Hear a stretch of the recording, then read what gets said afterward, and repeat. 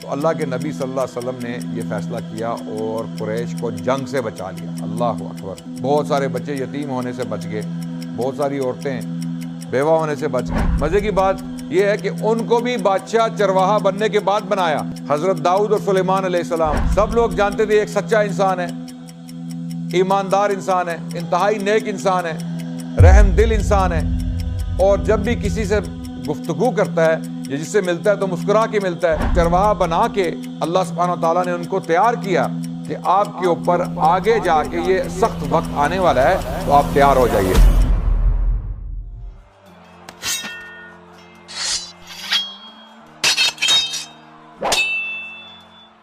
بسم اللہ الرحمن الرحیم، الحمدللہ رب العالمین، والصلاة والسلام علی خاتم الانبیاء وسید المرسلین وعلی آلہ واصحابہ الغر المیامین، اما بعد، اعوذ باللہ السمیع العلیم من الشیطان الرجیم، بسم اللہ الرحمن الرحیم، وما ارسلناک الا رحمۃ للعالمین۔ ہم حلف الفضول تک پہنچے تھے۔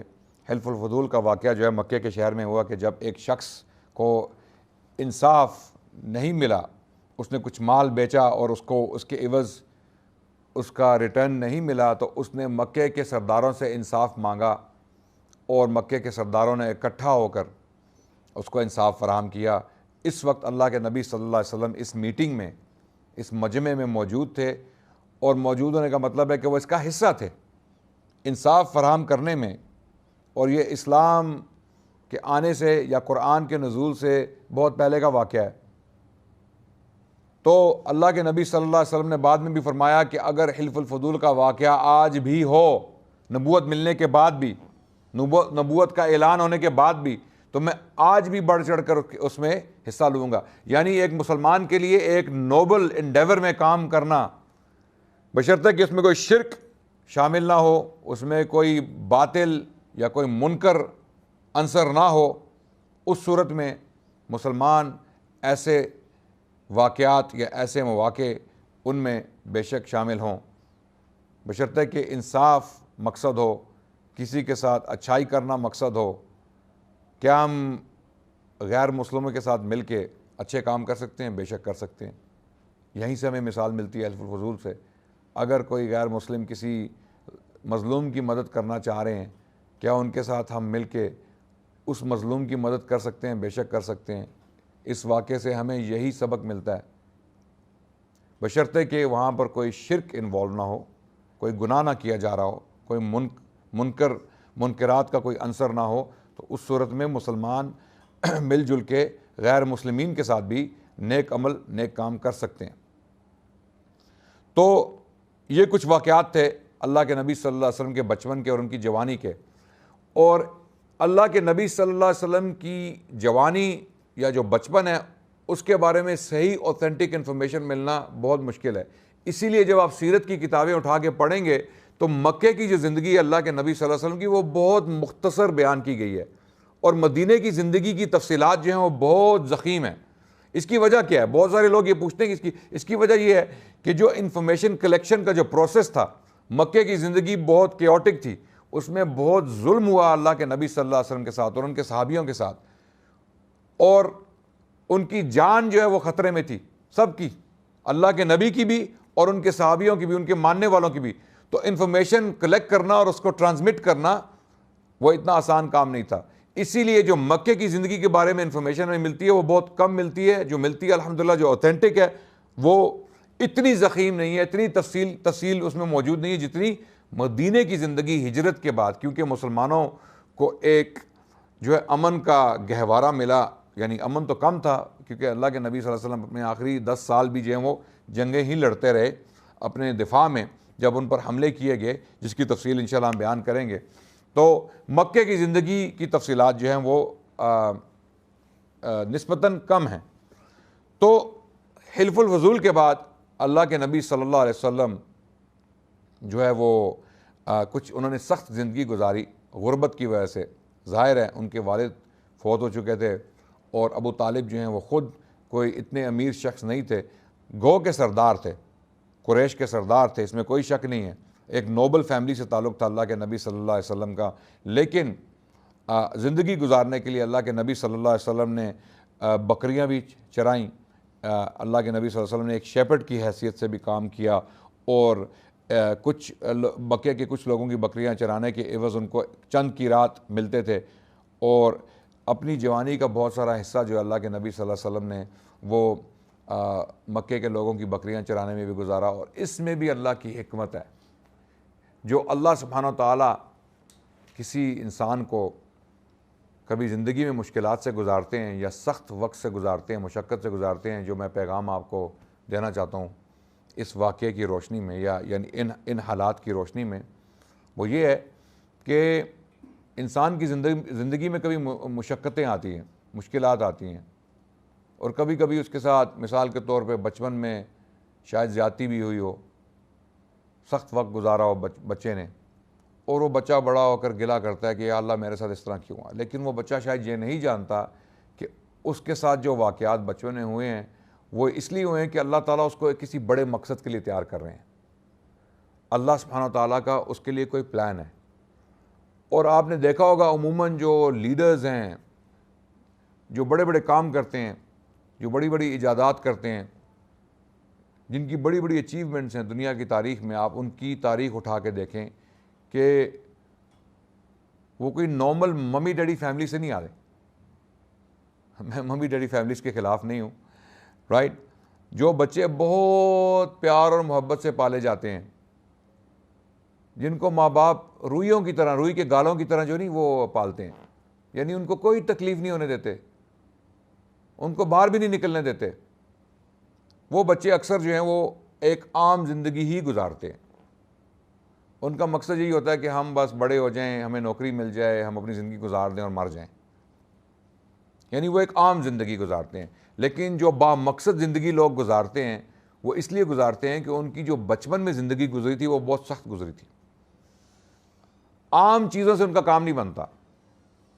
وہ یہ نہیں چاہتے کہ کوئی عام کام کریں، وہ کہتے ہیں ہم کوئی خاص کام کریں۔ اگر اللہ نے ہمیں اتنی ٹریننگ دی ہے، کمانڈو ٹریننگ سے ہم گزرے ہیں۔ آپ نے کمانڈو ٹریننگ کے بارے میں سنے؟ جو ملٹری میں ٹریننگ دی جاتی ہے، S S G, special services group, ان کے ساتھ کیا سلوک کیا جاتا ہے، کوئی آپ کو اندازہ ہے؟ آپ سوچ بھی نہیں سکتے۔ میں نے تو نہیں کی تو مجھے نہیں پتا، لیکن میں نے سنا ہے کہ ان کی ٹریننگ شدید سخت اور مشقت والی ہے۔ تو اسی طرح جب کوئی بچے اس قسم کے حالات سے گزرتے ہیں تو اللہ سبحانہ تعالیٰ ان کو کسی چیز کے لیے تیار کر رہے ہوتے ہیں۔ تو اگر آپ کے ساتھ کوئی سختی ہوئی ہو بچپن میں تو یہ ضروری نہیں ہے کہ کوئی بری چیز ہو، شاید اللہ سبحانہ تعالیٰ آپ سے کوئی کام کروانا چاہ رہے ہیں۔ اللہ وہ ٹریننگ جو آپ کو بچپن میں ملی ہے، جو سختی کی وجہ سے آپ کے اندر ایک وہ جذبہ پیدا ہوا سختی برداشت کرنے کا، یا ایک برداشت کا مادہ پیدا ہو گیا ایک نتیجے کی صورت میں، تو اس کا مقصد شاید یہی ہے کہ اللہ سبحانہ تعالیٰ آپ سے کوئی کام کروانا چاہتے ہیں۔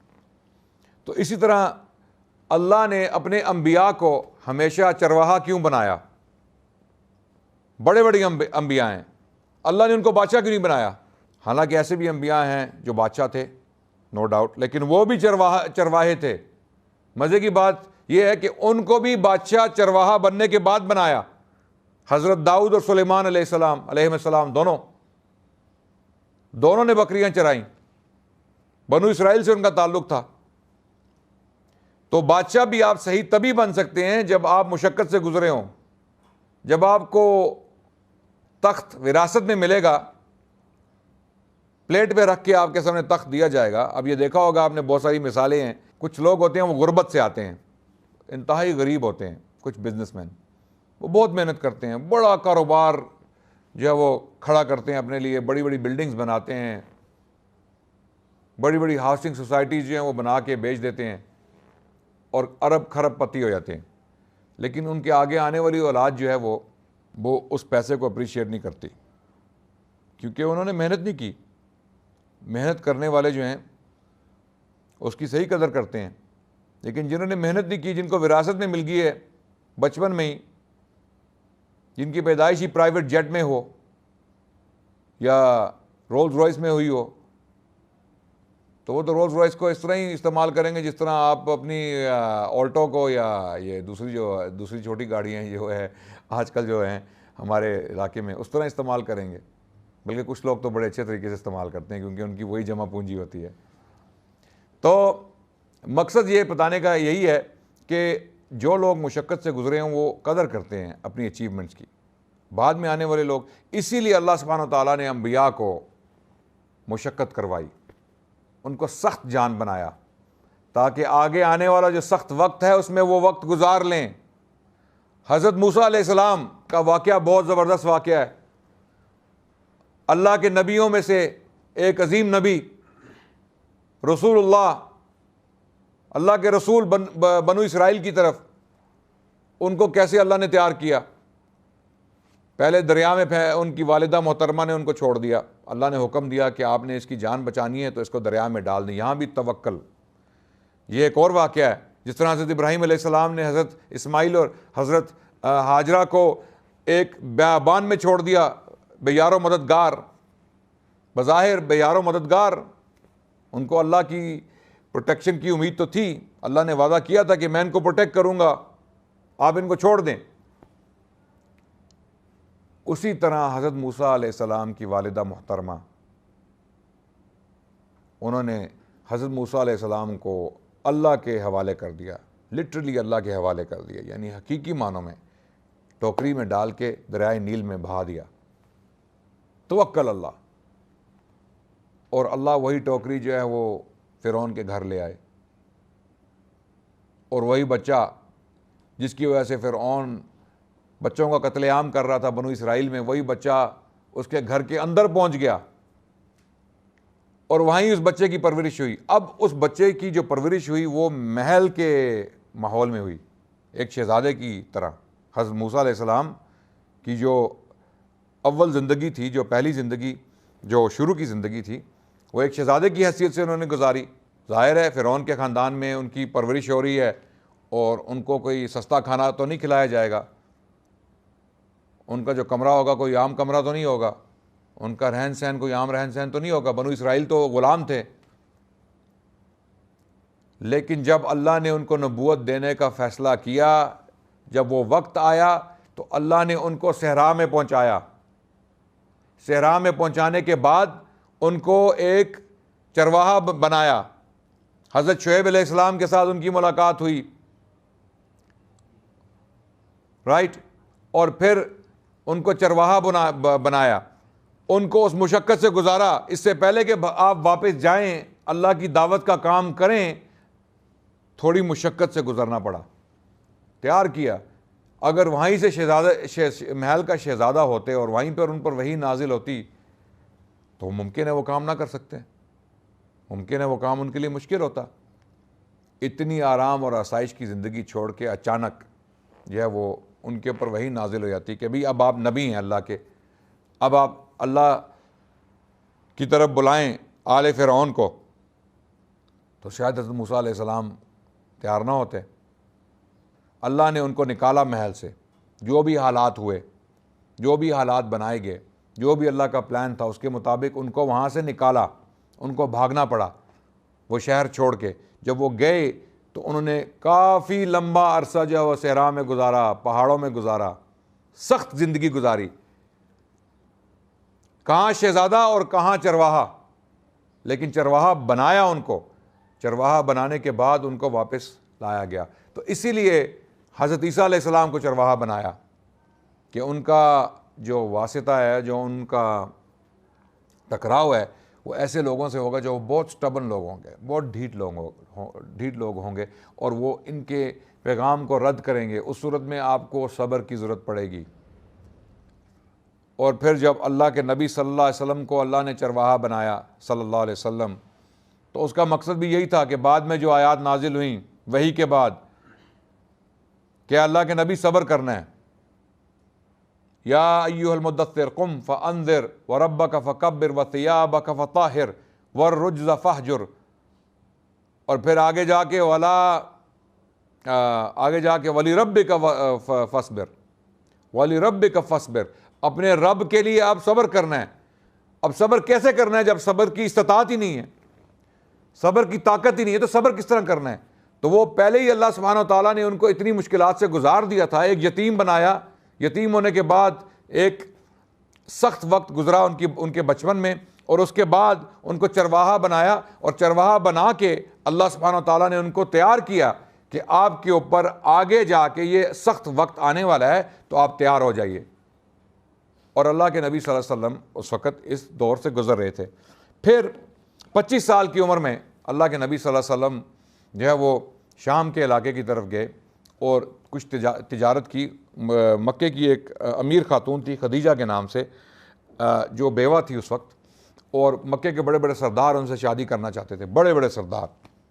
انہوں نے پروپوزل بھی بھیجے، پیغام بھیجے رشتے کے کہ آپ ہمارے ساتھ شادی کیجئے، کیونکہ وہ بیوہ تھی، she was available for marriage, اور امیر عورت تھیں، اچھے خاندان سے تھیں، تو ہر کوئی چاہتا تھا کہ ان کے ساتھ شادی کی جائے، لیکن انہوں نے کسی کا رشتہ قبول نہیں کیا۔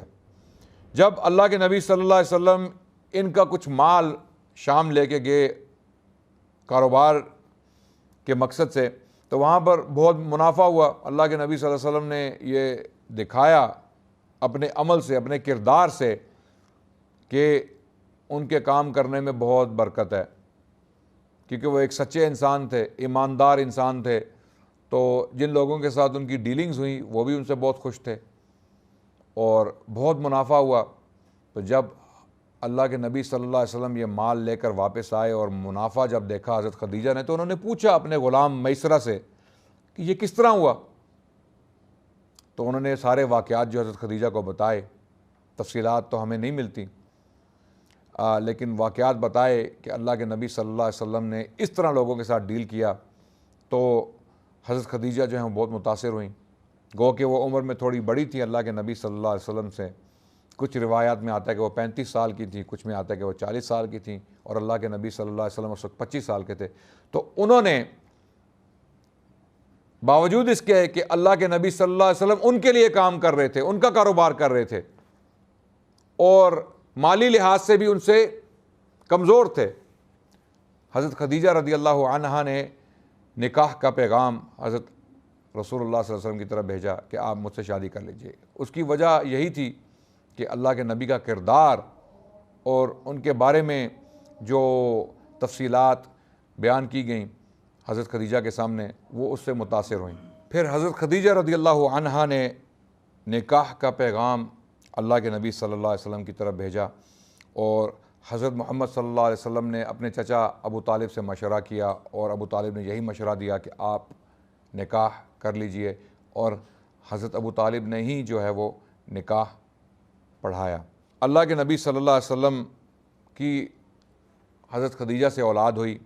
سب سے پہلے بیٹے صاحبزادے قاسم کے نام سے، جن کا نام قاسم رکھا گیا، وہ پیدا ہوئے، اور انہی کی نسبت سے اللہ کے نبی صلی اللہ علیہ وسلم کی کنیت پڑی ابو القاسم۔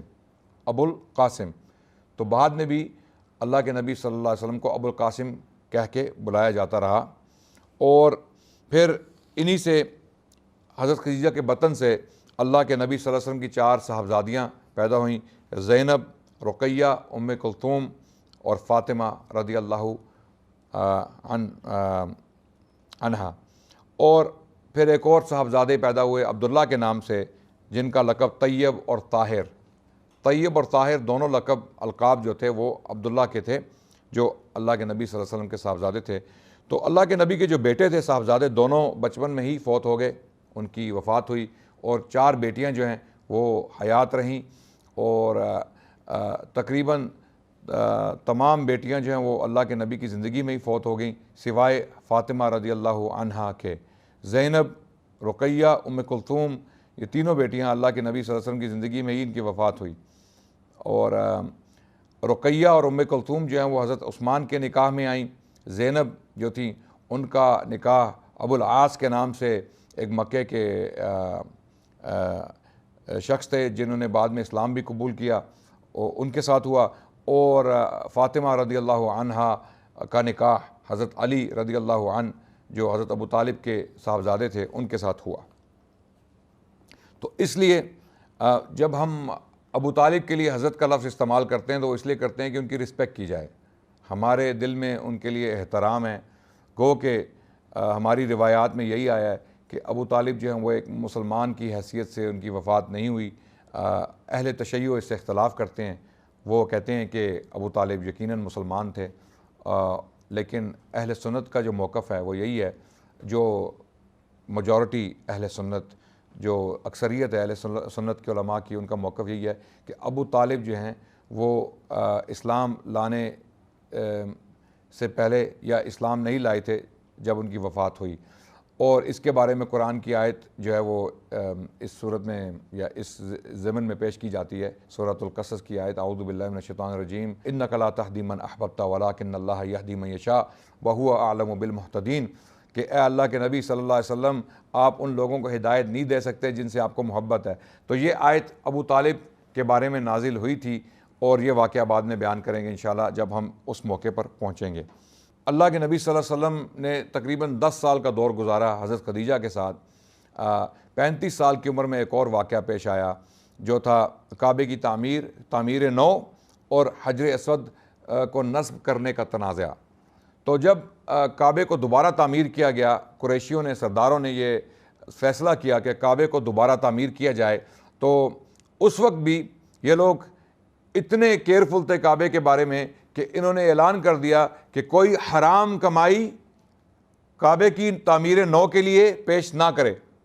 جس نے کوئی حرام کا پیسہ کمایا ہے، کسی طرح بھی حرام کا پیسہ کمایا ہے، جو بھی ان کے ہاں حرام سمجھا جاتا تھا، اگر کسی نے ان سورسز سے پیسہ کمایا تو وہ کعبے کی تعمیر نو کے لیے پیش نہ کرے۔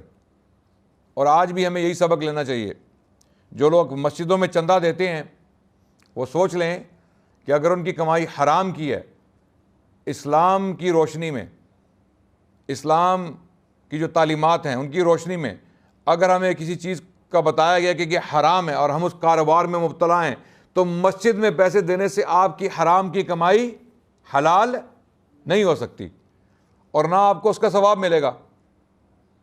سزا اور جزا اللہ کے ہاتھ میں ہے۔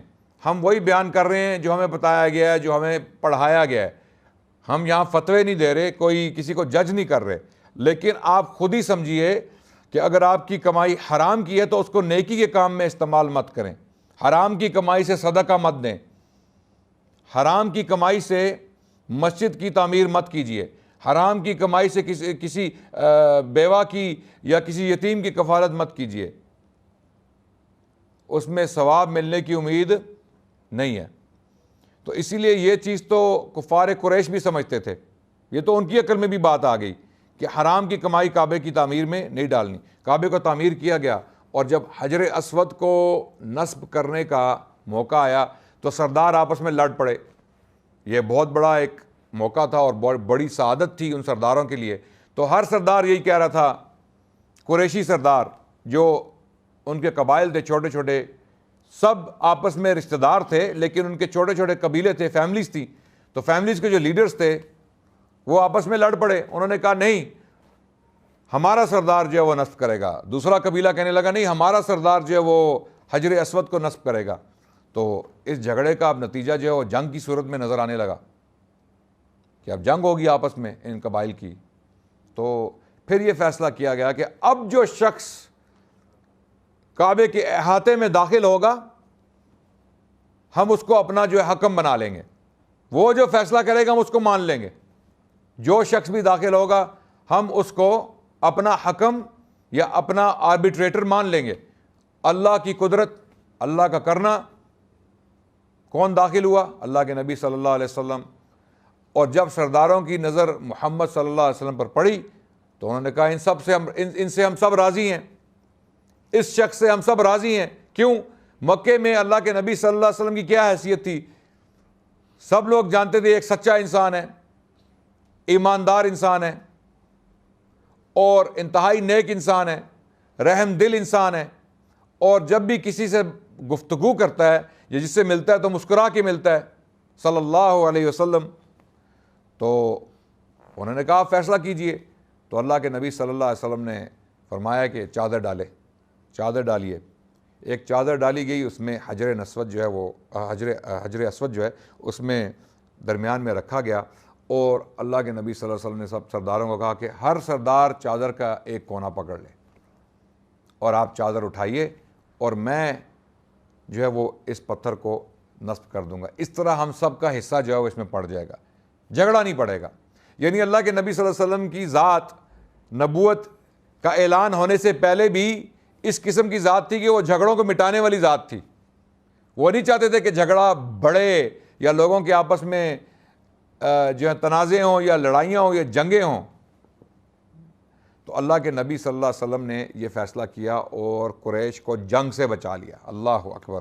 بہت سارے بچے یتیم ہونے سے بچ گئے, بہت ساری عورتیں بیوہ ہونے سے بچ گئیں, کیونکہ قریشی جو ہیں وہ ایک جنگجو قبیلہ تھے, اور جب وہ جنگ کرتے تھے آپس میں تو وہ جنگ بہت انتہائی خونخوار جنگ ہوتی تھی, اس میں بڑے لوگ مارے جاتے تھے.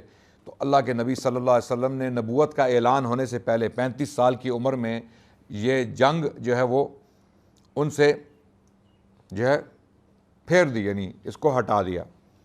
اس کے بعد کچھ ایسے واقعات ہوئے جو نبوت سے پہلے انشاءاللہ وہ آپ کے سامنے میں بیان کروں گا اگلی قسط میں.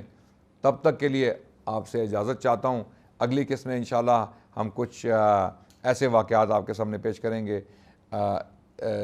جن میں یہ بتایا جائے گا کہ اللہ کے نبی صلی اللہ علیہ وسلم کو وحی جب ان پر پہلی وحی نازل ہوئی 40 سال کی عمر میں, وہ کب ہوئی, کہاں ہوئی, اور اس سے پہلے کے حالات کیا تھے.